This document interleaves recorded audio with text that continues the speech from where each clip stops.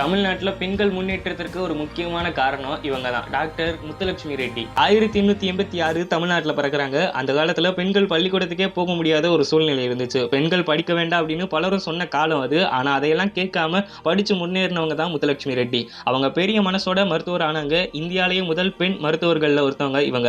அப்போ அவங்க வேலை பார்த்த இடத்துல பெண்கள் சந்திக்கிற கஷ்டங்களையும் சமூக பிரச்சனைகளையும் நேரில் பார்த்தாங்க. அதுக்கப்புறம் அவங்க ஒரு மிகப்பெரிய ஒரு முடிவு எடுத்தாங்க. பெண்களுடைய வாழ்க்கை மாறணும் அப்படின்னும், அதனால சமூக சேவையிலையும் அரசியல்லையும் களமிறங்கினாங்க. தமிழ்நாடு சட்டமன்றத்தில் நியமிக்கப்பட்ட முதல் பெண் உறுப்பினரும் இவங்க தான். அந்த காலத்தில் இருந்த தேவதாசி சிஸ்டமுக்கு எதிராக போராடி அதை நிறுத்த முக்கியமாக காரணமாக இருந்தது இவங்க தான். பெண்கள் படிக்கணும், பெண்களுக்கு உரிமை இருக்கணும் அப்படின்னு தொடர்ந்து குரல் கொடுத்தாங்க.